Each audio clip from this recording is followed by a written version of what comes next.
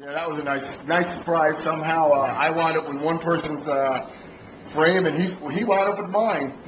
But that's what happens when you try to do a quick run and get them out there for us reps and us team pilots, which we thank Charlie Stevens and Greg Alderman at Outrage that made it possible for us to have these to be able to fly them at IRCA. They corrected that awful fast, too. Oh, yeah. I got them the next day. I got a new set of frames the next day. And I'll be bringing the other one back to replace the one that they took out of a kit just to supply one of the other team members with their right side, because I was stuck with two left side frames. Now, when we weighed this thing, we used a canopy off one of my 600 ends. Yep, and I weighed it also with the 550 canopy, and I come to 7.1 pounds on my scale.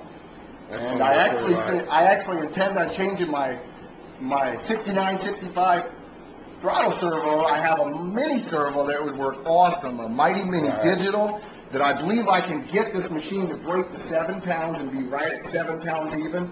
So I got to do a little bit of mod on the adjustable servo mounts, which is really nice. I can do a little modding and make it actually be adjustable to small enough for a mini servo instead of having to buy an adapter kit. So it's going to be pretty neat, man. And also you got a BLS 251 coming. Yes, I am running right now on a Line DS620 for the tail, thanks to Dave. Just to get it in there, right? Yep, I had to wait on the BLS 251 to get it for a week, so I might have it installed for IRCA to have it there, but I'm not sure. I don't want to do a whole lot of flying. Right now, the parts are really at a very minimum. They're a hot commodity, and we were delivered these kits just to be able to have them for IRCA. Pretty much almost pre-production, but not pre-production. Brown box specials is what they called them. They really hooked us up, man. It was in a HC 500 box. Yes, thanks to HC for donating one of his kit boxes to package up my N5. Yeah, at least we got a nice picture of Henry. Yeah, we did. We get a nice picture of Henry, didn't we? That dude's ugly anyway you put it. Sorry, Henry. That was just a little one for you. Overall, man, I think the kit was great. I'm happy with Hobby Wing stuff that I'm running a lot of it. Yeah, I use the Hobby Wings BEC that I also run on my 550, man. You can run 10S LiPo into them. They're a high volt input, 5 to 6 volt switchable, low RF noise, and I've had good luck with them. I'm using their speed controls and their external BECs on my the E version of the 550, and I haven't had no problems. I have them on my G5. So for regulators, I'm seeming pretty happy just using a BEC instead of some of the fancy regulators. The prices are outstanding compared to some of your other regulators out there.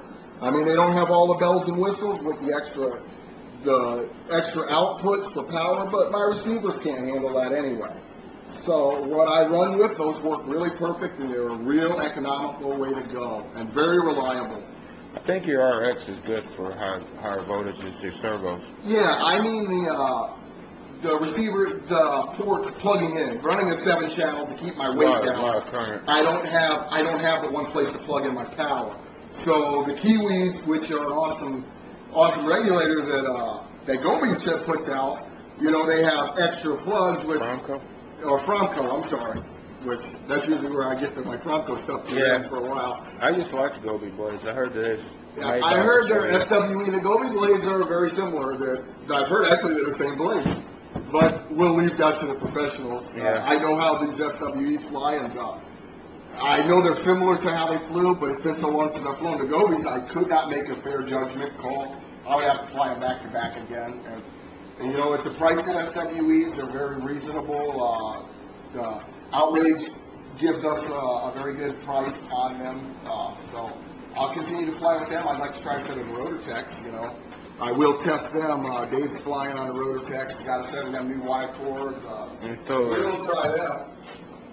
But I'm really impressed. Throw the electric up there for comparison now.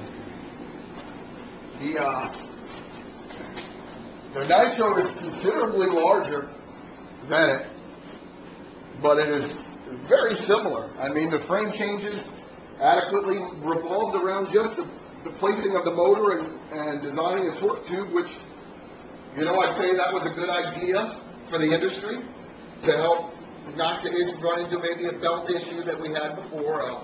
Looks like it still could be converted back for those that like belts. I knew I always liked belts. I dealt with the issue until we found a good quality belt, and it seems like the issue's gone on the 550. So wasn't that big of a deal. There is a little more efficiency on it, and a little more consistency, but you know, they're just a little louder to me. So that's to each is everybody's. But when you get into true performance and real downright looking at the cutting edge of it, the torque tube, I probably would have to agree, is really the ultimate solution to getting your pure consistency the best, and so that's something that's left to everybody else's decision. Yeah, I think I'll be seeing how they work. There's a lot of pros and cons for each way you go, you know. Yep, there sure are. It's just one of those deals. I'd have to say the kit, man, and there's no available upgrades. Everything's there. Outrage did it once again. There's not another page to go to upgrades to find the quality stuff for your kit. The quality matches the price. I know a lot of people complained about the price, but when you build it, you'll understand why Outrage had to be priced. The nitro had to be priced at what it is. There's a lot of quality machining, a lot of quality carbon. Plastic is good quality and seems to work out okay. We'll see how 50 to 100 flights holds up to it, but you're looking at my 550 right there that's been smacked around, beat around, drove through the dirt, and I have not replaced the swash, main shaft, block, spindles. I mean, the wear factor seems to be very well.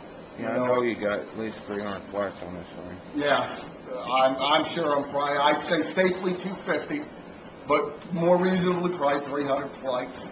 I've seen you bounce it 3 times. Yes. As a matter of fact, I also, if people remember at the Birmingham Foam flight, actually went swimming. Went in the ditch, didn't it? It sure did. I fought the ditch, and the ditch won. And of course, the ditch had to have 4 inches of water in it, so needless to say, I smoked the speed control, and the gyro, and the new motor BEC, and my new motor came right through like it was nothing. It was very new, so the oil that they used, I mean, they had it very greased. It dried. I blew it right out, dried right out, and there was no evidence of anything on it ever. That's nice. So remember, if I resell it, it's like new, never flown, never crashed. Well, I've got one on order from RRE Models down there in Bobby Smith and all. I think the only thing I can see wrong with this Velocity 50 is I ain't got one yet.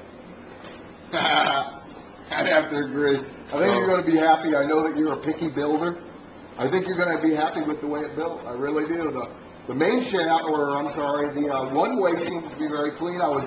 We were notified that the grease that they used in them originally was causing, there was one issue, one team member, I guess, had one stick on him.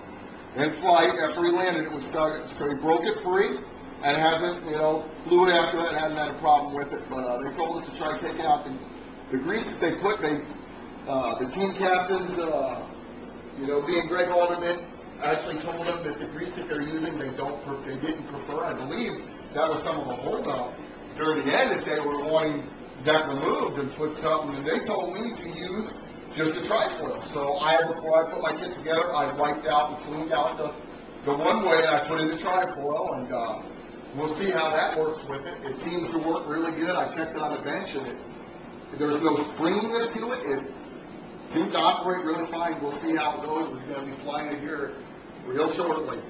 Well, let's go put some Wildcat in this thing and see if it'll crank. Let's do it.